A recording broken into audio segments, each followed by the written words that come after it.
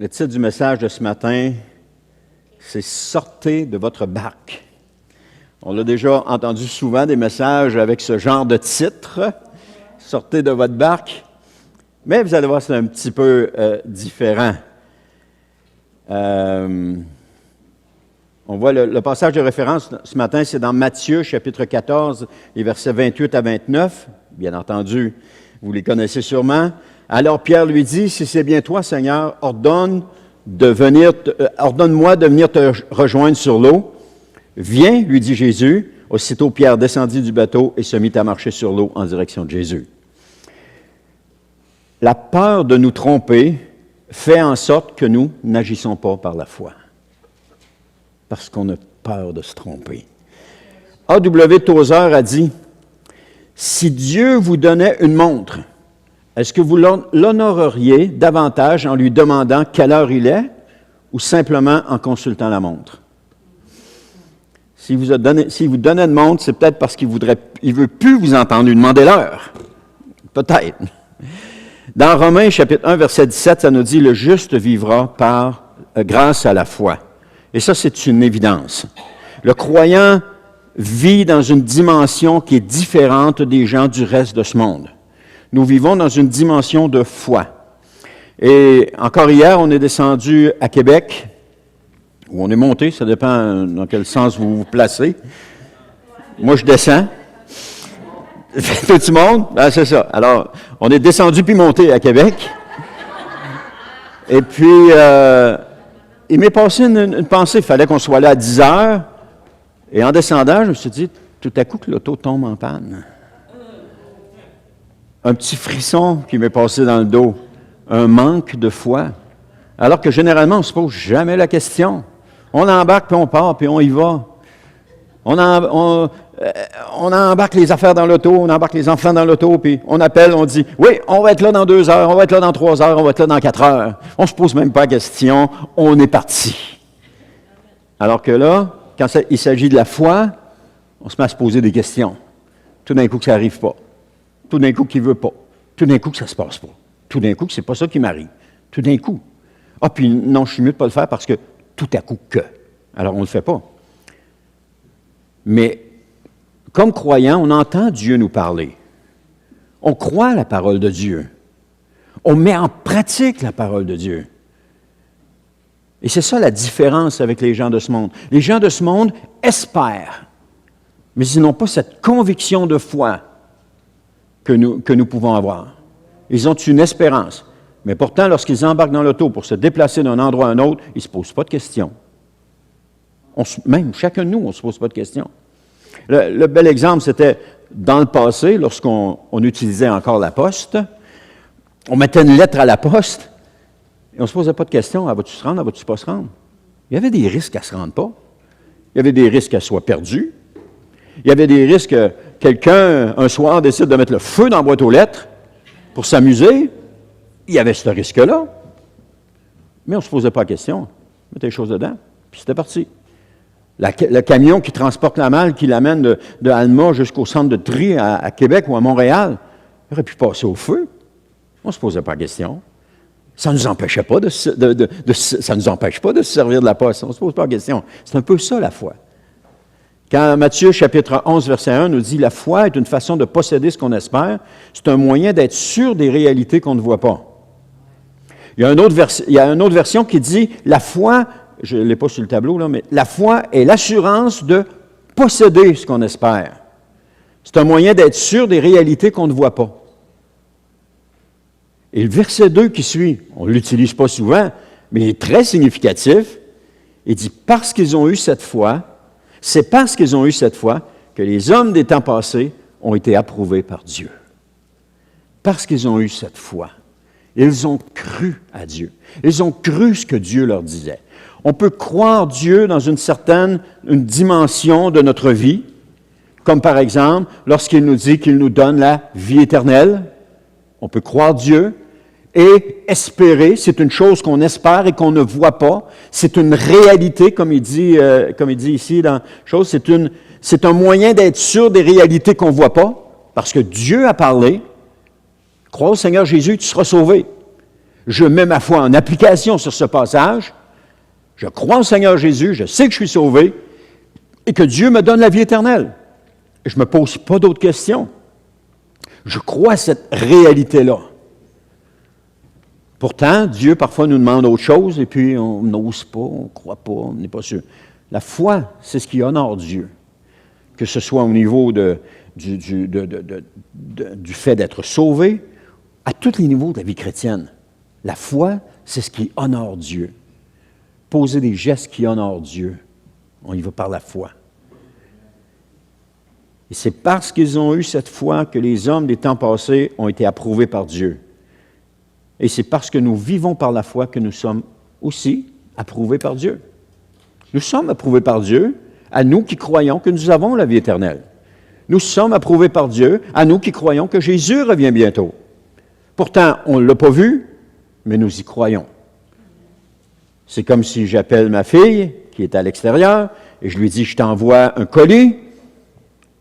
À l'autre bout, elle croit qu'elle va recevoir le colis. Elle a la foi qu'elle va le recevoir. C'est la même chose que Dieu nous dit, je reviens bientôt. C'est moi qui est à l'autre bout, puis qui attend le colis de Jésus qui revient bientôt. Et je crois qu'il va revenir bientôt. Ou encore qu'il nous donne la vie éternelle, je crois qu'il nous donne la vie éternelle. Ou encore que je suis sauvé, je crois que je suis sauvé. Ou encore lorsque le Seigneur dit, c'est moi qui te guéris, je crois que je suis guéri parce que le Seigneur me le parle dans sa parole. J'ai cette conviction-là. J'ai cette espérance-là d'une chose que je ne vois pas encore. Maintenant, on peut en déduire toutes sortes de choses, mais on a cette espérance-là de quelque chose qu'on ne voit pas. Romains 1,17, le juste vivra grâce à la foi. Non, je vous les répète, c'est ça. Or, sans la foi, il est impossible de lui être agréable. Et je ne crois pas ce matin, on va le voir tantôt, que personne n'a pas la foi.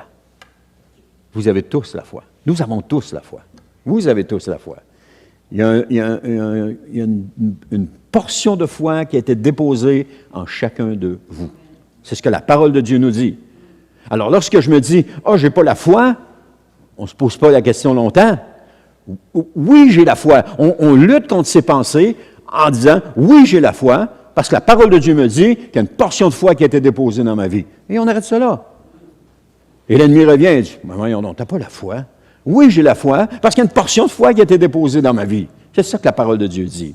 Il revient encore. « Ah, mais tu n'as pas la foi. »« Ah, c'est vrai, j'ai pas la foi. » Non! Oui, j'ai la foi. Parce que la parole de Dieu dit, « Résistez au diable, il fuira loin de vous. » Donc, à mesure qu'on résiste, les tentations, les attaques s'éloignent et finissent par disparaître, parce que nous avons résisté. La même chose que Jésus, lorsqu'il était dans le désert, il a résisté. 3 attaques d'affilée, il a résisté. Et qu'est-ce que ça nous dit? Ça nous dit que le diable s'éloigna de lui jusqu'à essayer un autre moment propice pour le prendre. C'est ça que nous vivons, à une autre échelle, bien entendu, mais c'est ça que nous vivons. Les pensées qui vous viennent, négatives, ne sont pas vos pensées, mais elles sont soufflées par l'ennemi dans vos têtes pour vous faire marcher dans une voie négative. Et si on en a tous, j'en ai aussi. Combien de fois ça m'arrive? Malheureusement, ce n'est pas toujours instinctif de les chasser. D'autres fois, c'est subtil, on ne s'en aperçoit pas. La première chose qu'on sait, c'est qu'on est tombé encore une fois. Il faut vraiment être alerte, il faut vraiment être sur nos gardes, parce que c'est « Ah, t'es pas bon. Ah, il n'y a personne qui t'aime. Ah, il y a personne, tu ne seras pas capable de le faire. » Toutes des choses qui nous viennent à l'esprit, qui sont pas de notre cru, qui nous viennent de l'ennemi. Parce que vous savez, Satan, l'ennemi, le seul endroit où est-ce qu'il peut vous toucher, c'est dans vos pensées. Vos pensées, il y avait un livre comme ça qui disait ça, qui avait un titre comme ça, « Vos pensées, c'est le champ de bataille ». Et c'est là qu'il nous faut lutter. Paul va dire, on n'a pas à lutter contre la chair et le sang. On n'a pas à lutter contre les autres. On n'a pas à lutter contre personne. C'est contre les principautés qui sont dans les lieux célestes qu'on doit lutter. Ceux qui viennent nous mettre ces pensées-là dans notre tête. T'es pas bon, t'es pas capable, tu n'y arriveras pas, t'es pourri, ou des choses que vous avez entendues toute votre jeunesse, parce qu'on vous a dénigré toute votre jeunesse. Ça ne vient pas de Dieu, ça. Qu'est-ce que Dieu nous dit? Tu es mon fils bien-aimé, tu es ma fille bien-aimée. je t'aime, je t'affectionne, j'ai des transports d'allégresse pour toi, tu as de la valeur à mes yeux. Viens dans ma présence. Quelqu'un qui ne vous aime pas, il ne veut pas vous voir. Mais Dieu vient dans ma présence, il veut vous voir, il veut vous avoir près de lui. Des fois, je fais des blagues, je dis, ah, elle est folle de moi, en parlant de ma femme. Mais Dieu, il est fou de vous. Dieu, il est fou de toi. Il est fou amoureux de toi. Il faut juste le prendre par la foi, puis le croire, puis se l'approprier. Et il est fou de toi. Et des fois, vous savez, j'en ai parlé un petit peu plus tard, mais c'est pas grave, je prends un petit peu le devant. La foi, c'est un muscle qu'on développe. Parce que là, je suis encore dans mon introduction, vous l'avez vu en haut. Ça va être le matin. La foi, c'est un muscle qu'on développe. Si vous arrivez dans un club d'haltérophiles, et puis vous voyez les grosses affaires, puis vous les mettez sur la barre, puis vous vous couchez sur le banc, puis vous dites, moi, je vais lever ça, mais que tu as les bras gros de même, ça se peut que tu les décolles même pas. Alors, quelqu'un vient vous voir, il y a quelque chose, puis tu dis, je vais prier pour toi, et puis tu vas être guéri, mais ta foi est grosse comme un poids. Elle a besoin d'être entraînée. Elle a besoin de se développer. Par contre, mon image n'est pas bonne parce que Jésus dit, si vous aviez la foi comme un grain de moutarde, déplaceriez la montagne. Alors, croyez Jésus, croyez-moi pas. Vous avez la foi gros comme un grain de moutarde, déplacez-la la montagne. Amen. Oubliez ce que je viens de dire. Comme ils font dans les tribunaux, hein? Monsieur le jury, tenez pas compte de ce qu'il vient de dire. OK. On se laisse emporter. Alors, nous manifestons la foi parce que nous avons la foi. Et quand on se dit, oh, j'ai pas la foi, c'est pas vous qui vous dites ça, c'est Satan qui vous souffle ça dans vos pensées en disant, tu vois bien, tu n'as pas la foi. Mais c'est pas ça que la parole de Dieu vous dit. Parce qu'une partie de foi a été départie en chacun d'entre nous. Et c'est faux de dire qu'on n'a pas la foi. Commençons tout de suite à mettre la parole de Dieu en pratique. Commençons tout de suite à nous défendre contre les traits enflammés du malin. Utilisons quoi? Le bouclier de la foi. Et l'épée de la parole de Dieu pour lui assonner des coups mortels. Amen. 3 points ce matin. Manifester la foi, déjà posséder ce que nous ne voyons pas, et prêt à déplacer des montagnes. Manifester la foi. Dans Matthieu, chapitre 14, le verset 28 à 29, alors Pierre lui dit, c'est le verset qu'on a lu tantôt, alors Pierre lui dit, « Si c'est bien toi, Seigneur, ordonne-moi de venir te rejoindre sur l'eau. » « Viens, lui dit Jésus. » Aussitôt, Pierre descendit du bateau et se mit à marcher sur l'eau en direction de Jésus. Pierre est dans une barque avec les autres disciples. Hein? C'est ça l'image qu'on a. Et Jésus n'est pas monté dans la barque lorsqu'ils sont partis, il est resté sur le rivage. Je pense qu'il était parti prier dans le contexte qu'on voit. Et le soir, au cours de la nuit, Jésus les a rejoints. Alors, ils sont sur la barque, ils sont en train de ramer ou se laisser pousser par le vent pour traverser l'autre côté. Et Jésus, tout à coup, les rejoint en plein milieu du lac. Et là, lorsqu'ils ont vu Jésus, ils ont vraiment eu peur parce que c'était la première fois qu'ils voyaient quelqu'un marcher sur l'eau. Et c'était pas normal de voir quelqu'un marcher sur l'eau. C'était en majorité des pêcheurs. Ils savaient que si tu débarquais de la barque, tu calais. Il en était convaincu. Il l'avait expérimenté. Il n'avait pas besoin de la foi pour le savoir. Il l'avait expérimenté. Mais ce qu'il avait besoin de foi, c'était si je mets le pied en dehors de la barque, est-ce que je vais couler comme d'habitude ou bien si je vais rester. Et c'est pour ça qu'il a dit, Seigneur, si c'est toi, ordonne-moi d'y aller. Ça aurait pu pas être Jésus, puis qu'il dise, viens, puis ce serait noyé. Mais, Seigneur, si c'est toi, ordonne que je vienne. Parce qu'il y avait cette confiance-là, que que Jésus lui disait, viens, et qu'il débarquait de la barque, il allait marcher comme Jésus sur l'eau. L'histoire nous dit que Pierre est débarqué de la barque, et là, il était tout surpris de voir ce qui se passait, puis là, tout à coup, il a pris peur, il a commencé à caler. Qu'est-ce que ça aurait été si Pierre avait été si euphorique, parti de joie, et qu'il s'était mis à courir partout sur l'eau? Qu'est-ce que ça aurait fait? Je pense que les autres auraient dit, « Seigneur, si c'est toi, ordonne-nous de débarquer. » On débarque nous autres aussi. Ils auraient couru sur l'eau, tout le monde. Parce que ça aurait amené l'effervescence. Quand tu as quelqu'un qui a la foi et qui le manifeste, ça amène l'effervescence là où il est. Parce qu'il y a des miracles qui se produisent, il y a des choses comme ça qui se produisent, et ça amène l'effervescence. Pierre aurait pu faire comme les autres, puis rester dans la barque, paralysé par la peur, mais au contraire, il a défié sa peur et il est allé au-delà de ses craintes. Souvent, ce qui paralyse une personne, c'est sa peur. La peur est entrée dans le monde à la chute, parce qu'avant la chute, il n'avait pas de peur. Quand la peur, la honte sont entrées dans le monde à la chute. Quand Jésus a dit à Adam, « Où est-ce que tu étais? » Il dit, « J'ai eu peur, je me suis caché. » Avant, il n'y avait pas de ça. Mais la peur est entrée là. Mais Pierre, et c'est souvent aussi ce qui nous empêche de bouger dans la foi, c'est la peur. Ce qui nous empêche de répondre à ce que Dieu nous dit. Je ne suis pas en train de parler d'un genre de foi où est-ce qu'on prend les devants devant Dieu, mais la foi lorsque Dieu nous parle. Lorsqu'on lit la parole de Dieu et que le Seigneur te dit, tu sens ou tu as l'impression que Dieu est en train de te dire que tu dois parler à quelqu'un de lui dans la journée. Tu as deux choix. Par la peur, tu ne parles pas, tu ne fais rien, ou par la foi, tu dis, OK Seigneur, montre-moi à qui tu veux que je parle. Et lorsque tu vas parler à cette personne, tu n'as pas à t'inquiéter parce que l'Esprit de Dieu va te donner ce que tu dois lui dire. Et ça va être le bon timing. Je me souviens des expériences comme ça, où je me lève le matin, je me dis, Seigneur, un matin, il faut que je parle à quelqu'un aujourd'hui. Il faut que je parle à quelqu'un. Montre-moi quelqu'un. Et toute la journée, je me dis, montre-moi quelqu'un, montre-moi quelqu'un, montre-moi quelqu'un. Puis là, je mets ma foi en pratique. Et il ne se passe rien de la journée. J'essaie de parler à quelqu'un, ça ne marche pas. Il ne m'écoute pas, ou il s'en va, puis je rembarque dans mon camion à ce moment-là, puis là, je suis découragé parce que je n'ai pas pu parler avec lui.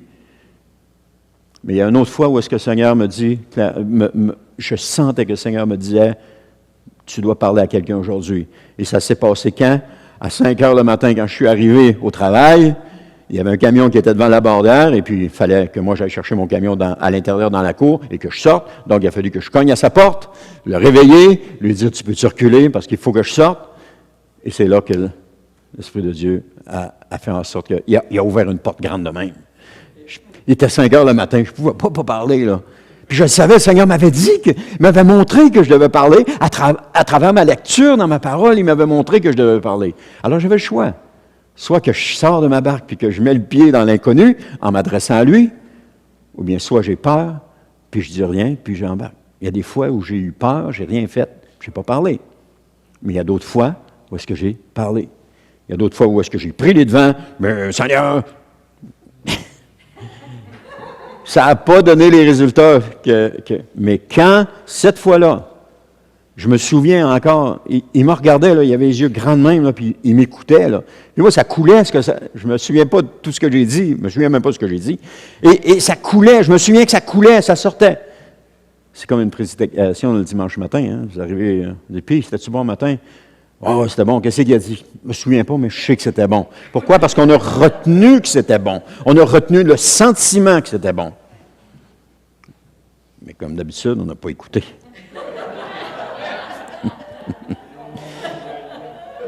Alors, Pierre est allé au-delà de ses craintes. La plus grande crainte que nous pouvons avoir, c'est de se tromper et ainsi de ne jamais agir par la foi. C'est la crainte qu'on a. Mais Dieu ne demandera pas, oui, on a la foi, je vais reprendre mon même exemple, on a la foi qui est grosse comme un grain de sénévé ou un grain de moutarde, on est capable de déplacer des montagnes, mais lorsqu'on n'en a jamais déplacé, Dieu ne nous demandera pas de déplacer des montagnes. Il va commencer dans quelque chose de petit, tu mets ça en pratique là, et puis après ça, il va te demander dans quelque chose d'autre, encore un petit peu plus, encore un petit peu plus, encore un petit peu plus. Tu vas te ramasser au bout de 20, 30 ans de vie chrétienne et tu vas déplacer des montagnes. Mais la première journée qu'il t'a demandé, il fait juste dire, parle de moi à cette personne-là. Il y en a pour qui c'est facile, mais il y en a pour qui c'est dur.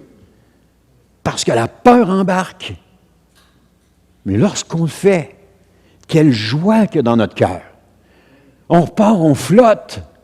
Pour deux raisons. Parce qu'on obéit à Dieu, puis parce que l'autre personne a entendu l'Évangile. On flotte. Vivez-le l'expérience si vous ne l'avez jamais vécue. Demandez à Dieu, ou juste une petite chose après l'autre, une petite chose après l'autre. Un enfant qui vient au monde, il ne devient pas un adulte du jour au lendemain. Il devient un adulte avec les années et la somme de nourriture qu'il ingurgite. Parce que bébé, il commence avec du lait, et puis après ça, il commence avec de la nourriture solide, et puis il finit adolescent, il a toujours la tête dans le frigidaire, mais il devient un adulte. Il devient un adulte. Et lorsqu'il devient un adulte, ben c'est la somme de ce qu'il a ingurgité qui fait qu'il est devenu un adulte. Parce que si tu l'avais arrêté, il serait, physiquement parlant, il serait mort. Mais comme il est devenu un adulte, il peut faire ses choix. Mais c'est à cause de tout ce qu'il a mangé dans... J'avais une phrase que je disais comme ça. Est-ce que vous vous souvenez de ce que vous avez mangé il y a 5 ans au déjeuner, à pareille date il y a 5 ans au déjeuner? Oui, si tu manges toujours la même chose, Roberto. OK, on va prendre le souper. C'est sûr que tu ne dois pas toujours manger la même chose au souper. On ne s'en souvient pas. Mais ce qu'on a mangé a contribué à ce qu'on soit encore ici aujourd'hui. Parce que ça a alimenté notre corps et ça nous a fait grandir. C'est la même chose. Est-ce que vous vous souvenez, il y a 5 ans, dimanche matin, pareil comme ici, qu'est-ce que vous avez eu comme message? Non, on ne s'en souvient pas. Sauf si c'était vraiment marquant, que ça a eu un impact dans notre vie, oui, on va s'en souvenir. Mais généralement, on ne s'en souvient pas. Mais il y a une chose est sûre, ce message-là a contribué à nourrir votre foi qui fait que vous êtes encore ici aujourd'hui. C'est ça, la foi. C'est ça quand on marche avec le Seigneur. Bon, je continue. Je ferme toutes les parenthèses que j'ai ouvertes, là.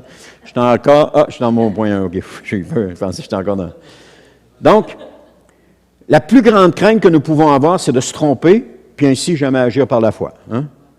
Donc, faire confiance aux hommes plutôt que de faire confiance à Dieu. Regarder avec des yeux humains plutôt que de regarder avec les yeux de la foi. Regarder aux circonstances plutôt que de faire un pas de foi. C'est toutes des choses qu'on va faire. Donc, j'exerce ma foi pour quelque chose et que je découvre plus tard que je suis passé à côté de la volonté. Si j'exerce ma foi pour quelque chose, puis que je m'aperçois plus tard que j'ai passé à côté de la volonté de Dieu, puis que je me suis trompé royalement, mais il ne faut pas s'inquiéter de ça. Dieu nous pardonne. Dieu nous pardonne, il nous relève, puis il continue de nous faire avancer. Il ne faut pas s'arrêter parce qu'on a eu une mauvaise expérience. Il faut se servir de notre mauvaise expérience et continuer d'avancer. Parce que l'expérience qu'on a eue, c'est ce qui nous permet de continuer d'avancer puis de devenir ce que nous sommes. Il y avait, quand j'étais en électronique, les gens disaient, bon, ça se fait un peu partout, essai-erreur. Tu essaies quelque chose, ça ne marche pas. Tu essaies d'autres choses, ça ne marche pas. Tu essaies d'autres choses, ça ne marche pas. Finalement, tu essaies de quoi? Tu as comme la bonne composition, puis ça fonctionne. Mais ça n'a peut-être pas marché les 4 ou 5 fois avant. Ça a peut-être fait de la boucane sur ton montage les 4 ou 5 fois avant, mais finalement, ça a fini par fonctionner. On appelle ça essai-erreur. Tu sais que les 4 autres fois, ça ne marche pas. À un moment donné, on rénovait une maison, et puis je faisais des erreurs. Écoute, j'avais 30 ans, puis je n'avais jamais fait ça.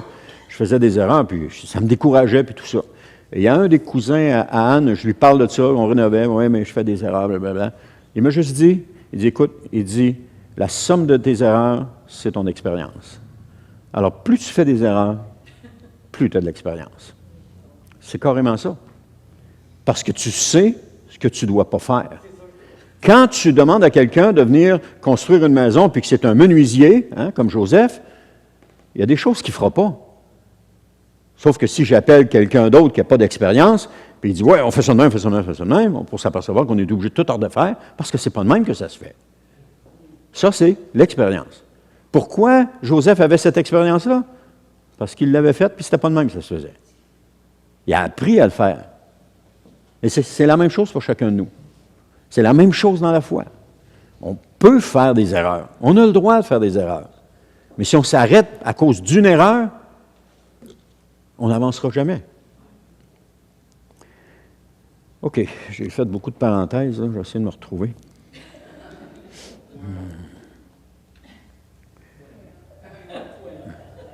J'avais une phrase que j'avais écrite, si vous mettez votre foi en pratique et que vous faites une erreur, vous aurez au moins le mérite d'avoir essayé. Et Pierre, c'est exactement ce qu'il a fait. Est-ce que Jésus l'a empêché? Non. Il lui a dit, viens, Pierre. Est-ce que Jésus l'a blâmé? Non, Pierre, tu ne dois pas venir sur l'eau avec moi. Jésus savait que Pierre allait couler parce qu'il n'avait pas assez la foi. Mais Pierre avait besoin de vivre cette expérience-là. Jésus le savait. Il ne l'a pas blâmé. Jésus ne vous blâmera pas non plus. Il ne vous blâme pas. Il vous encourage à marcher par la foi. Il vous encourage à continuer d'avancer avec lui, à l'écouter et à lui obéir. Mais je crois, personnellement, au contraire, que Jésus était fier de Pierre pour la démonstration de sa foi. Il est le seul qui a débarqué du bateau. Il est le seul qui a dit à Jésus. Et il y en a deux autres aussi il y en a un qui a failli dans une démonstration de foi, et il y en a une qui a réussi. Prenons Marie, lorsque l'ange se présente à elle, qu'est-ce qu'elle lui répond? Mais qu'il soit fait selon ta volonté. Elle a eu la foi. Elle a cru ce que l'ange lui a dit, et elle a commencé à espérer une réalité qu'elle ne voyait pas encore. L'autre, à l'opposé, Zacharie, lorsque l'ange se présentait à lui, il dit, « Ouais, mais comment ça va se faire? » Manque de foi complet. Au lieu de juste dire à l'ange, « Oui, qu'il soit fait selon ta volonté, ou selon la volonté du Seigneur. » Il n'a pas cru ce que l'ange lui a dit. Alors l'ange lui a dit, « OK, tu vas être muet jusqu'à temps que l'enfant naisse. » Il n'a pas été capable de parler jusqu'à temps, parce qu'il n'a pas cru. Est-ce que Dieu a rejeté Zacharie à cause de cela? Non. Zacharie a continué de faire ces choses, et même s'il y a de quoi, ça a été une expérience qui a fait grandir Zacharie dans sa foi, dans sa relation avec Dieu, parce que la foi, c'est notre relation avec Dieu. Il l'a fait grandir dans sa relation avec Dieu. Zacharie savait que si un jour un autre ange se présentait, il savait ce qu'il allait dire. Là. Il ne répéterait pas deux fois la même chose. Il savait. Dans l'Oklahoma, il y a un lac qu'on appelle le Keystone Lake. Keystone, originalement, ce n'était pas un lac naturel, parce qu'avant sa création en 1962, il y avait des villes dans cette vallée-là, et c'est la ville de Keystone qui donne le nom à ce lac-là. Parce que la ville a été inondée pour faire un grand lac à cause d'un barrage qu'ils ont fait, un barrage hydroélectrique. Donc, ils ont inondé la ville. Donc, dans les mois qui ont précédé l'inondation, toutes les améliorations et les réparations des maisons dans toute la ville ont été arrêtées, bien entendu. À quoi bon peindre une maison si elle doit être recouverte de 6 pieds d'eau? Et pourquoi réparer quoi que ce soit alors que le village tout entier va être anéanti? C'était les questions qui se posaient. Ainsi, semaine après semaine, toute la ville est devenue de plus en plus délabrée, de plus en plus ensevelie et de plus en plus triste. Mais une explication a été donnée par un membre de la ville. Là où il n'y a pas de foi dans l'avenir, il n'y a pas de pouvoir dans le présent. Là où il n'y a pas de foi dans l'avenir, il n'y a pas de pouvoir dans le présent. Il n'y avait plus de foi dans l'avenir. Donc, ils ne voyaient pas la nécessité d'entretenir leur maison, de réparer ce qui pendait, parce que de toute façon, l'eau allait monter, elle allait tout ensevelir, tout ça, et ça allait tout disparaître. Donc, on a besoin d'avoir une foi dans l'avenir. Et si on n'a plus foi dans l'avenir, notre présent est morne, ou notre présent est mort.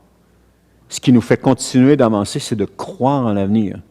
Vous vous souvenez, la semaine passée ou l'autre semaine d'avant, la petite illustration avec Lucie qui dit à... Je ne me souviens même pas à l'autre comment il s'appelait.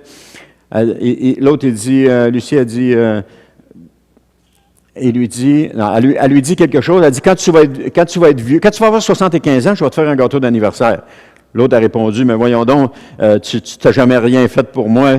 Et puis, c'est là qu'elle lui a dit ça. Elle a dit, tu n'as rien fait pour moi. Ben, elle dit, quand tu vas avoir 75 ans, je vais te faire un gâteau d'anniversaire. Et l'autre est parti à la cuisine pour rendre le service à Lucie en disant, ça vaut donc la peine d'avoir quelque chose à espérer pour l'avenir. Parce que, vous vous souvenez, il y avait cette espérance-là. Et puis, vous savez, comme chrétiens, on a cette espérance-là. Dieu nous a promis un avenir. Pourquoi est-ce qu'on marche triste dans ce monde? On devrait être les gens les plus joyeux de ce monde. être les gens les plus enjoués de ce monde, parce que Dieu nous a donné un avenir. On sait où est-ce qu'on s'en va. Quelqu'un écrivait un petit commentaire sur quelque chose que j'ai dit, puis elle écrivait, oui, mais ça finit bien. C'est vrai que ça finit bien. C'est vrai. L'histoire dans laquelle on est présentement finit bien. Donc, la foi, c'est d'aller au-delà de ce que les autres disent, c'est d'aller au-delà de ce que mes yeux voient. Et la foi est une façon de posséder ce qu'on espère. C'est aussi un moyen d'être sûr des réalités qu'on ne voit pas, nous dit Hébreux 11.1. Et tout ça, souvenez-vous du titre, sortez de votre barque. Soyez prêts. Le deuxième point, c'est déjà posséder ce que nous ne voyons pas. Je vais essayer d'avancer un petit peu plus vite. Dans Marc chapitre 11, verset 24, dit, « C'est pourquoi je vous le déclare. Tout ce que vous demanderez dans vos prières, croyez que vous l'avez reçu et cela vous sera accordé. » Tout ce que vous demanderez. C'est impressionnant de voir ce passage et de voir qu'on demande des choses et qu'on ne les reçoit pas. C'est comme si ça allait contraire à ce que Jésus avait dit. Mais Jacques va nous dire autre chose à un moment donné. Vous demandez, mais vous ne recevez pas parce que vous demandez mal. On peut associer ces deux passages-là. Mais Jésus est clair. Tout ce que vous demandez dans vos prières, il est au présent ici le verbe, là, tout ce que vous demandez dans vos prières, croyez que vous l'avez reçu, cela vous sera accordé. Quoi que ce soit que vous demandez.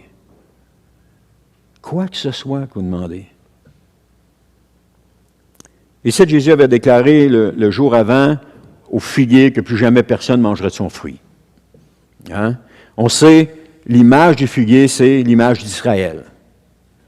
Parce qu'Israël avait rejeté Christ, il ne porterait plus de fruits. C'est ça l'image du figuier que ça veut dire. Donc le lendemain, les disciples ont vu que le figuier avait complètement séché, et Jésus leur a donné à ce moment-là un enseignement sur la foi. Et c'est là qu'il leur a dit cette parole. Tout ce que vous demandez dans vos prières, croyez que vous l'avez reçu et cela vous sera accordé. Si on s'arrêtait juste pour commencer à méditer ce passage-là, ou commencer à l'utiliser lorsqu'on demande quelque chose, tu dis, Seigneur, tu nous dis de demander dans nos prières, puis tout ce qu'on va demander, on va le recevoir, ça va nous être accordé. Seigneur, je veux voir, je te prie, Seigneur, de voir cela s'accorder. Et qu'on commence à mettre juste la parole de Dieu en pratique. C'est sûr que si vous demandez quelque chose qui va être nuisible pour vous, vous allez peut-être avoir besoin, Dieu va peut-être vous dire, je ne peux pas te le donner parce que ça va être nuisible pour toi. Comprenez? Il y a tout cet équilibre-là qu'on doit essayer d'aller chercher. On ne peut pas juste prendre quelque chose et être en constant déséquilibre et puis s'en aller en constant déséquilibre, ça ne marche pas. Il faut aller chercher l'équilibre dans tout ça. Moi, c'est ça dans ma vie. J'ai été dans des extrêmes d'un côté, j'ai été dans des extrêmes de l'autre pour finalement m'apercevoir que ça prend l'équilibre entre les deux. Si tu es constamment dans une extrême, c'est pas sain. Ou si tu es constamment dans l'autre, c'est pas sain non plus. Tu as besoin d'être équilibré, mais tu as besoin de mettre ta foi en pratique, tu as besoin d'avancer par la foi, tu as besoin de faire les choses par la foi. Mais tu as besoin de l'équilibre. Mais par contre, aussi, quelqu'un peut te paraître en déséquilibre, mais en réalité, cette personne est en équilibre. Ça devient compliqué. Ça veut dire qu'il faut faire confiance à Dieu pour notre vie et pas regarder les autres. Toi, suis-moi. Laisse faire les autres. Faire confiance à Dieu pour notre vie. Si moi, j'avance avec le Seigneur et que je sais que je suis en équilibre avec le Seigneur, je n'ai pas à juger les autres autour de moi. Je n'ai pas à les juger. Puis les autres n'ont pas à me juger non plus. De toute façon, je marche avec le Seigneur, je marche en équilibre avec lui, et je sais quand je ne suis pas en équilibre avec le Seigneur. Je sais quand je suis dans un extrême ou quand je suis dans l'autre. À un moment donné, j'avais acheté une auto, puis c'était celle-là que ça prenait, c'était celle-là. Hey, l'auto parlait, une portière est ouverte, une portière est mal fermée, il n'y a plus de lave-glace, il n'y a rien qu'elle ne disait pas. Je la voulais, puis là, je le déclarais par la foi que c'était ça. Même le soir où je vais la chercher, le vendeur, à toutes les fois que j'allais la chercher, elle avait tourné dans le stationnement, parce qu'il y avait toujours un gros rond où est-ce que l'eau avait fondu en dessous du silencieux, c'était dans l'hiver, elle faisait un bout qu'elle virait. Mais je passe par-dessus ça, je ne m'occupe pas de ça, je passe par-dessus ça. Et puis le soir où je vais la chercher, le vendeur, il est là, puis il se met les mains comme ça sur son bureau, en se demandant, je vais-tu y vendre ou je ne vais pas y vendre? Puis finalement, il dit, OK. C'était à Bornouche. Le citron que j'ai pogné. Ça n'a pas de bon sens. Elle ne m'avait pas dit qu'elle était un citron. Mais j'ai marché par la foi, Seigneur, j'ai marché par la foi. Oui, mais c'était une foi qui était présomptueuse. J'étais dans un déséquilibre complet. Mais vous savez quoi? J'ai expérimenté quelque chose. Aujourd'hui, je ne le vois plus comme... Je l'ai regardé longtemps, ce char-là, mais aujourd'hui, je ne le vois plus comme ça. Je le vois comme ce qui m'a permis de m'équilibrer. Je sais que je ne dois pas aller là, c'est pas correct, c'est pas ça. Je sais que je ne dois pas aller là non plus, c'est pas ça. Mais que je dois marcher en équilibre avec le Seigneur. Je commence à saisir un petit peu mon équilibre. J'ai 30 ans de vie chrétienne, je commence à saisir mon équilibre. Alors, soyez pas découragés, continuez à faire vos expériences et puis vous allez découvrir votre équilibre. Donc, c'est une parole qui était donnée par Jésus. Le croyant, le croyant, lui, qui a la foi, peut demander et croire qu'il a déjà reçu ce qu'il demande. C'est une question d'attitude. C'est positif. Quand je prie, ce n'est pas négatif. C'est positif. Je sais que Dieu va répondre. Parce que j'ai cette confiance-là. Est-ce que Dieu va répondre à toutes mes demandes? Est-ce que mon Père a répondu à toutes mes demandes? Non. Mais oui, mais la parole a dit qu'il faut demander, puis de croire qu'on l'a déjà reçu, puis on va le recevoir. Oui, mais il faut être sage aussi, là. Il faut être en équilibre, là. Si tu demandes quelque chose qui va te ruiner la santé ou qui va te faire perdre, est-ce que Dieu va permettre ça? OK, c'est un autre débat. On reviendra peut-être là-dessus à un moment donné, mais je laisse la réflexion. Je vous laisse la réflexion. Mais c'est aussi pour ça qu'on peut prier pour les autres en sachant que Dieu va répondre à leurs prières. Donc, c'est une question d'une attitude lorsqu'on prie en s'attendant que Dieu va répondre. Quelqu'un vient te voir, il est suicidaire, il dit « Prie donc que je puisse m'acheter une carabine. » Est-ce que tu vas prier pour qu'il s'en achète une? Non! Tu sais que tu ne feras pas ça. Mais tu vas.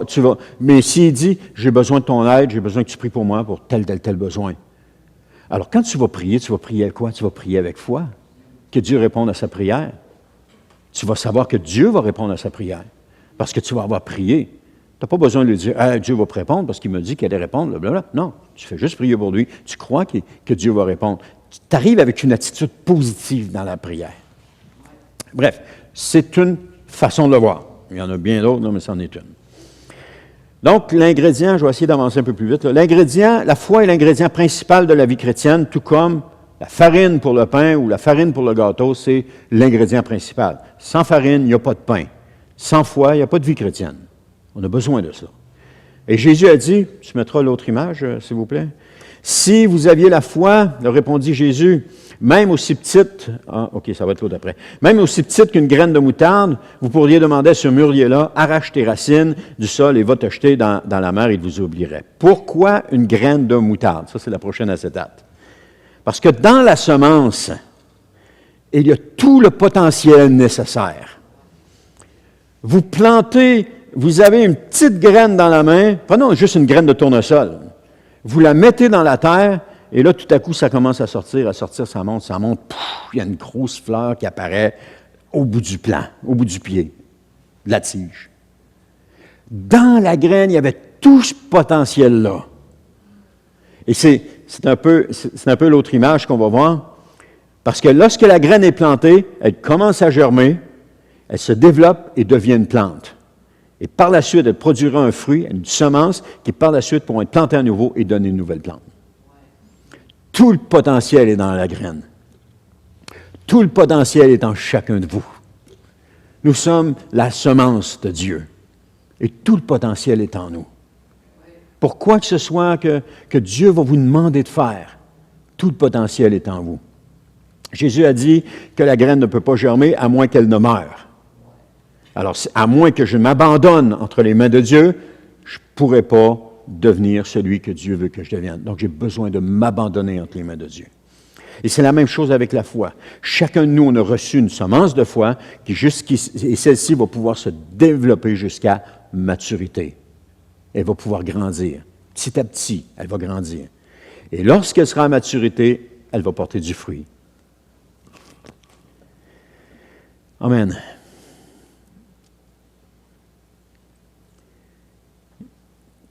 Il y a 3 choses dans le passage. Tout ce que vous demandez dans vos prières, croyez que vous l'avez reçu, cela vous sera accordé. 3 choses. Demander, croire, puis recevoir. Demander, croire et recevoir. Sans jamais nous décourager. Continuez de demander. Arrêtez pas de croire et recevez pleinement ce que vous demandez. Mais continuez de demander. Arrêtez pas de croire. Puis vous allez finir par le recevoir. Pourquoi? Parce que vous allez être tannant avec le Seigneur et il va vous le donner pour vous débarrasser de vous? Je ne pense pas. Parce que le moment va être venu pour répondre à votre prière. Je pense plus que ça va être ça. Donc, on vit par la foi, on ne vit pas dans le découragement et l'abandon. On continue de croire, malgré tout, que Dieu est en train d'agir, que Dieu est en train de faire quelque chose. Je reprends ma plante de tournesol, la graine de tournesol qu'on plante. Ça sort avec, il y a comme juste 2 petites feuilles. Et puis là, c'est comme si ça ne bouge plus. Ça sort de même, ça fait ça, puis ça ne bouge plus. Ça prend, il y a un temps, là, où est-ce que je regardais ça tous les jours, j'allais voir, j'avais l'impression que ça ne bougeait plus. Quand, à un moment donné, tout à coup, il commence à en sortir un autre, mais ça arrête encore. Mais c'est graduellement. On dirait que quand il sort un bout, c'est comme si les racines, ça travaille au niveau des racines pour prendre plus de racines, pour pouvoir aller chercher plus de nourriture, pour pouvoir alimenter la plante. Parce que dans le potentiel de la graine, elle sait qu'elle va avoir besoin de racines pour alimenter le reste de la plante. Alors, mais à un moment donné, la graine, elle ne bouge pas. Tout d'un coup, pouf, ça fait comme exploser. Elle prenait du temps, puis tout à coup, du jour au lendemain, elle va maturer extrêmement rapidement. C'est vraiment impressionnant. C'est un peu la même chose lorsqu'on prie. On va prier, il ne se passe rien, quand tout à coup, clic, il se passe quelque chose. Si on reste encore dans les mêmes plantes, à Métabetchouan, sur le bord de la 170, il y a un champ qui a été semé ce printemps. Je pense qu'on appelle ça de la moutarde, hein? Ça fait des petites fleurs jaunes là, dans le champ. Je pense qu'on appelle ça de la moutarde. Les graines ont toutes été semées la même journée, en même temps. Et pourtant, il y a une partie du champ qui est toute jaune, puis une autre partie, c'est encore vert, puis il y en a un autre qui fait juste commencer. Pourquoi c'est comme ça? Pourtant, ils ont tous été semés en même temps. Mais on sait qu'à un moment donné, dans un mois, ça va tout être jaune partout, ça va être pareil partout. C'est la même chose dans la vie chrétienne. Il y en a parmi nous qui se développent plus vite que d'autres. Mais à un moment donné, on atteint tous la maturité. Mais on ne l'atteint pas tous à la même vitesse et à la même âge. Il y en a pour qui c'est plus long de se développer. Mais on l'atteint tous. Ça, c'est le point qu'il faut remarquer. On l'atteint tous, si on continue à persévérer. Si les plantes qui sont vertes en ce moment, qui regardent les autres qui sont jaunes, puis ils disent « Oh, j'ai pas d'avenir ici dans ce champ-là », et qui se laissaient mourir, il n'y aurait rien. Il se serait laissé, il n'aurait pas développé. Alors, on ne peut pas se comparer aux autres qui ont grandi plus vite que nous, parce que c'est comme ça. La nature est ainsi faite. On est une nature humaine, c'est ainsi fait. Mais on a tous le potentiel en nous pour devenir mature, spirituellement mature. On a tous ce potentiel-là.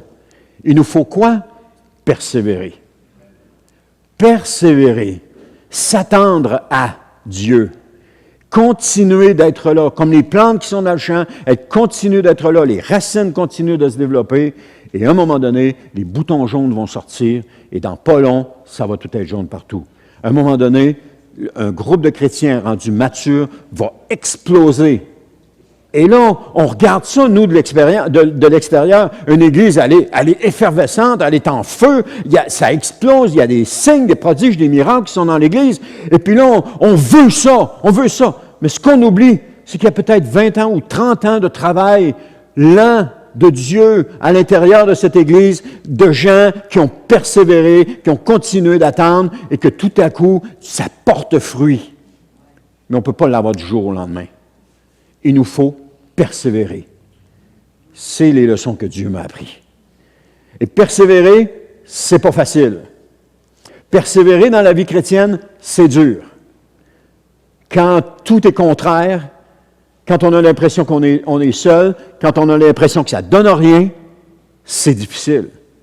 Mais si nous persévérons, soit en tant qu'individu, nous allons voir la gloire de Dieu. Si nous persévérons en tant que frères et sœurs dans une église, nous allons voir la gloire de Dieu. Pourquoi? Parce qu'il y a tout le potentiel qui est là. Il attend juste qu'à se développer. C'est spécial comment le Saint-Esprit parle. Parce que quand j'ai écrit ce message-là, cette notion de potentiel n'était pas là. Et ce matin, elle est là. Ça me demande juste une chose, c'est que le Saint-Esprit a quelque chose à nous dire, à nous. Ce n'est pas le moment de se décourager. Il y a tout le potentiel qu'il faut en toi. Continue d'avancer. Continue de persévérer. Et puis je me parle aussi en même temps. Continue d'avancer et de persévérer. Amen. Amen. Lorsqu'un voyageur des premiers temps de l'Occident a vu le Mississippi, il était découvert, puis il n'y avait pas de pont dessus. Il était glacé, il y avait une glace dessus, puis il n'y avait pas de pont. Heureusement pour lui, le voyageur, c'était l'hiver, puis la rivière, comme je viens de vous le dire, était toute recouverte de glace. Mais l'inconnu craignait de s'y fier ou de s'y aventurer, sachant pas à quel point la glace était épaisse. Finalement, avec une prudence infinie, il s'est avancé tranquillement sur la rivière, à quatre pattes, avec crainte, et tout à coup, il a entendu siffler en arrière de lui, puis il a entendu des pas de chevaux qui s'en venaient en arrière de lui. Quand il s'est retourné, il y avait 4 chevaux qui tiraient une cargaison de charbon et qui s'en venaient allègrement et qui s'en venaient pour traverser la rivière. Pourquoi? Parce que l'homme qui traversait la rivière savait que la glace était suffisante pour les supporter. Et il n'y avait pas la crainte que ça allait s'effondrer. Lorsqu'on croit les promesses de Dieu, nous sommes comme cet homme qui traverse le Mississippi, avec sa charge en chantant. Parce qu'on croit les promesses de Dieu. On sait que ça va s'accomplir. Cet hiver, on est allé, ça c'est la première photo qui est là, c'est une photo du lac Saint-Jean. On est allé à la pêche avec Olivier, à la pêche sur la glace. Et puis, on avait amené les enfants. Peut-être que tu peux mettre la deuxième photo. Et moi, j'ai toujours eu peur de m'aventurer sur la glace. Ça m'a toujours fait peur. Parce qu'on entend toujours des histoires de gens qui ont la glace a cédé, puis elle a coulé, etc. Et puis, on a peur. Là où est-ce qu'on est, c'est à Saint-Gédéon. C'est, je ne sais pas, on est assez loin de la rive. Là. Je ne me souviens même pas combien il y avait d'épaisseur d'eau. Mais je me souviens comment il y avait d'épaisseur de glace.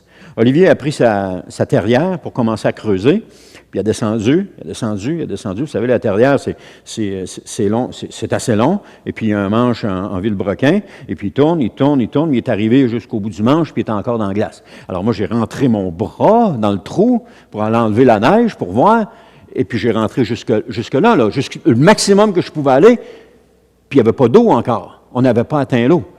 Il a fallu qu'il creuse puis qu'il force la poignée pour qu'à un moment donné, ça défonce. Il y avait l'épaisseur de mon bras de glace. Quand j'ai vu ça, j'ai dit, Ross, on ne peut pas caler. Ça ne peut pas briser, c'est impossible. On pourrait passer un chargement avec des camions, ça ne peut pas casser, tellement c'est solide.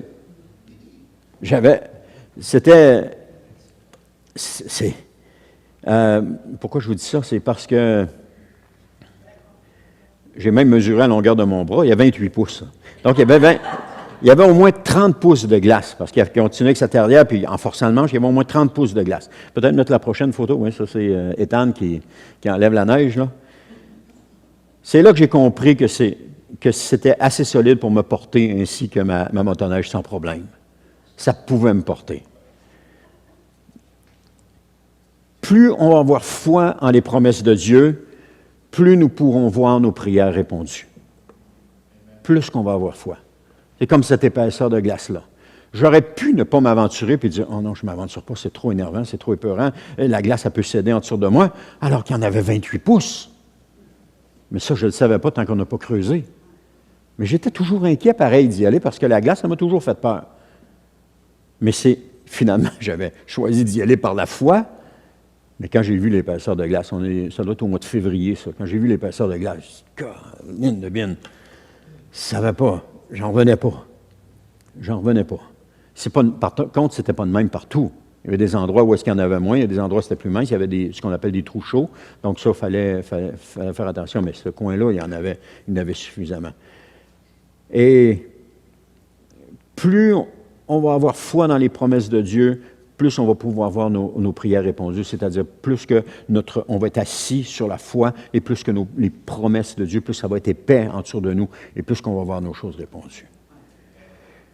Dernier point, prêt à déplacer des montagnes. Dans Matthieu chapitre 17, verset 20, il dit « Parce que vous n'avez que peu de foi, leur répondit-il, vraiment, je vous l'assure, si vous aviez de la foi, même si elle n'était pas plus grosse qu'une graine de moutarde, vous pourriez commander à cette montagne, déplace-toi d'ici jusque-là, là-bas, et elle le ferait, rien ne vous serait impossible. » Alors Jésus reprend ses disciples sur le fait qu'ils n'ont pas beaucoup de foi, contrairement à Pierre qui croyait pouvoir marcher sur l'eau.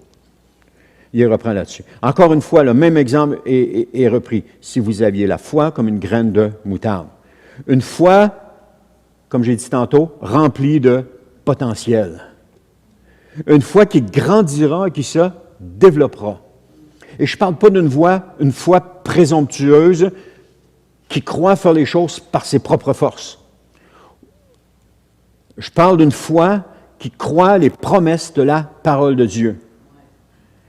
Quelle que soit la montagne dans ta vie ou dans celle d'une autre personne, il n'y a rien qui va vous résister. Et je le répète, parce que le potentiel est là. Nous pouvons aussi, selon la parole, développer notre foi, mais pour cela, il nous faut sortir de notre barque. Il nous faut tenter l'impossible. Il nous faut tenter quelque chose. Comment voulez-vous voir quelqu'un prier suite à votre prière si vous ne priez jamais pour lui? Vous ne pourrez pas le voir. C'est pour ça qu'il faut sortir de notre barque. Seigneur, si c'est vraiment toi qui me le dis, et d'aller et de prier pour la personne. Un exemple, je parle de prière ici. Osez me demander ce que vous n'avez jamais demandé. Osez le demander à Dieu. Osez croire que vous le recevrez. C'est positif. Ça amène quelque chose dans la vie de prière. Utilisez les promesses de la parole de Dieu et voyez comment votre foi va grandir et va devenir de plus en plus forte. Mais surtout, ne vous en vantez pas.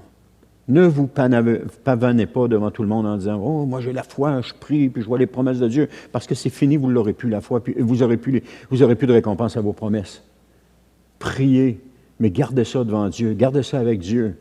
Expérimentez les choses et gardez ça avec Dieu. Parce que si vous expérimentez les choses et que vous les racontez à tout le monde, vous allez être jugé, vous allez vous décourager, vous allez arrêter. Mais expérimentez les choses avec Dieu. Ayez cette relation avec Dieu. Ayez ce moment où est-ce que, Seigneur, j'ai prié pour telle chose et je n'ai pas eu de réponse. Pourquoi, Seigneur, tu ne m'as pas répondu? Pourquoi tu ne réponds pas? Et Dieu va répondre. Et là, il y a une relation qui s'établit entre vous et Dieu. Il y a une relation qui s'exerce. Et dans cette relation-là, il y a des réponses qui viennent à vos prières. Et là, vous ne serez pas seulement là en train d'utiliser, parce que généralement, si on se vante de quelque chose, c'est là que ça ne marche plus. Et si on regarde, c'est ça. Généralement, c'est là que ça ne marche plus. Mais c'est dans la relation avec Dieu qu'on construit ça. Chaque difficulté dans notre vie est une occasion de développer notre foi, est une occasion de sortir de notre barque. Chaque difficulté. Je vous dis ça, puis je lutte moi-même. J'aime bien le mot anglais qui parle de struggle. Je lutte moi-même avec ça. Il faut débarquer de notre barque. C'est-à-dire continuer d'avancer avec Dieu. On est tellement bien dans notre barque, mais il ne se passe pas grand-chose. On veut voir Dieu agir. Si on veut voir Dieu agir, il faut se mettre en marche. On ne peut pas le voir agir si on ne se met pas en marche, si on n'obéit pas à ce qu'il nous demande. Et c'est là le point, on doit toujours obéir à ce qu'il nous demande. Et là, on va le voir agir. Un slogan familier à propos de la prière est « La prière change les choses ». Mais en réalité, la prière, elle ne fait pas cela. Ce n'est pas la prière qui change les choses, c'est Dieu qui le fait. Certaines personnes pensent que la prière elle-même est la source du pouvoir. Alors, elles essaient la prière en espérant que ça va fonctionner pour elles. Dans Marc 11, Jésus a révélé l'un des secrets de toute vraie prière. Ayez foi en Dieu.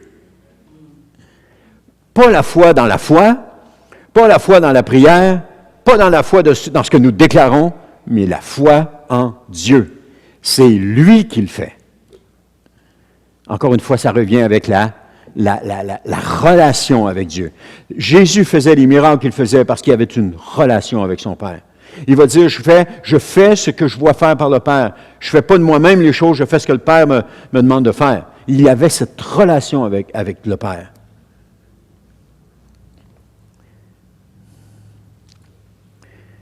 Je vais terminer avec ceci. Faites confiance à Dieu. Priez avec foi et croyez avec fermeté. N'ayez pas peur de faire des erreurs. Je suis un peu en train de récapituler. N'ayez pas peur de faire des erreurs. Dieu est capable de rectifier chaque erreur. Les erreurs que nous faisons démontrent notre foi en Dieu puis dans ses promesses. Chaque erreur contribue à faire de nous les hommes et les femmes de Dieu. Je ne parle pas que maintenant, il faut se garrocher à tout vent, puis à essayer n'importe quoi, puis c'est pas grave si je me trompe. Non, non. Dans ce que Dieu demande, dans la relation avec le Seigneur, toujours dans cette relation. Si vous mettez la parole de Dieu en pratique avec sincérité, si vous vous attachez à elle fermement, Jésus ne vous laissera pas tomber, même si vous faites des erreurs. L'illustration de mon auto, tantôt, ça a été une erreur. Je me souviens de quelqu'un qui m'avait dit « Je pense pas que ça marche de même. » Je me souviens encore de ma réponse. « Oui, ça marche de même. C'est la foi, c'est des paroles de foi. C'est ça que Dieu veut pour moi. » Ah, j'ai regretté. Mais j'ai appris. Elle ne sait pas, elle. Cette personne-là, elle ne sait pas tout ce que j'ai vécu par après parce qu'elle n'était pas avec moi. Mais elle avait eu une parole de sagesse à ce moment-là.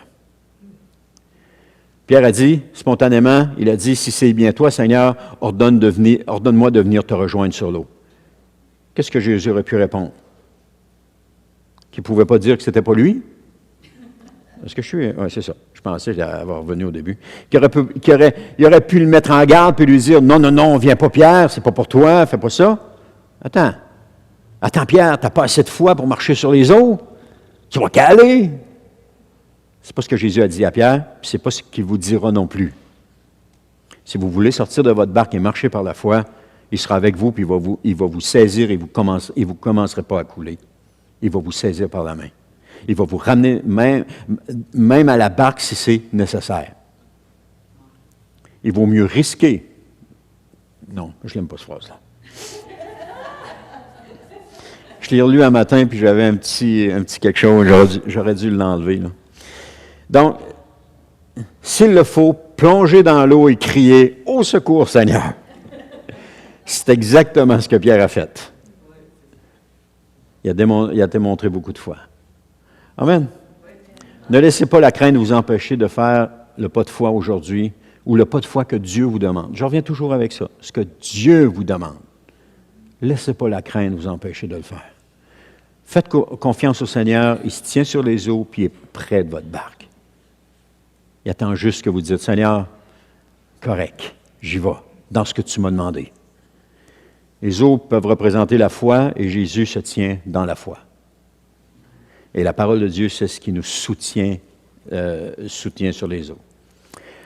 Amen. On va terminer en prière, puis après ça, on va faire un dernier chant, et puis on va terminer cela. Seigneur éternel, je te remercie pour le message de ce matin. Seigneur, je te remercie pour ce que tu nous as dit, que tu nous parles, et je te prie, Seigneur, que tu continues de nous faire grandir dans la foi. Seigneur, que tu enlèves la peur à l'intérieur de nous, que tu enlèves la crainte de risquer quelque chose que tu nous demandes de risquer. Seigneur, je prie aussi, Seigneur, pour qu'on ait l'équilibre nécessaire dans notre vie chrétienne, pour avancer un pas après l'autre avec toi. Seigneur, je te prie aussi pour ceux et celles qui ont fait des erreurs, qui se sont découragés. Je te prie, Seigneur, de leur parler, de leur montrer, Seigneur, que l'erreur n'est pas la fin. Que l'erreur n'est pas la fin d'une vie. Que l'erreur n'est pas la fin de la vie chrétienne. Mais Seigneur, je te prie de les prendre par la main comme Pierre et de les sortir de l'eau et de les remettre dans la barque en disant que tu es avec eux puis que tu continues avec eux. Seigneur, s'ils sont découragés et qu'ils n'ont plus la motivation, quoi que ce soit, je te prie, Seigneur, de les réencourager, de leur redonner la motivation, de leur redonner de continuer d'avancer avec toi. Je te prie vraiment, Seigneur, que tu puisses nous aider à développer notre foi et à croire en tes promesses quand tu nous parles, à croire quand tu nous annonces quelque chose, quand tu nous dis quelque chose. Seigneur, je te remercie, Seigneur, pour ta parole par laquelle tu nous parles. Et Seigneur, je te remercie pour ce que tu nous as dit ce matin, avant hier, la semaine passée, le mois passé. Et je te remercie pour ce que tu vas nous dire encore à l'avenir. Et je te rends grâce, et Seigneur, je te demande de continuer l'œuvre que tu as commencée en nous. L'œuvre que tu as commencée en nous. Seigneur, c'est dans le nom de Jésus que je t'ai prié. Amen.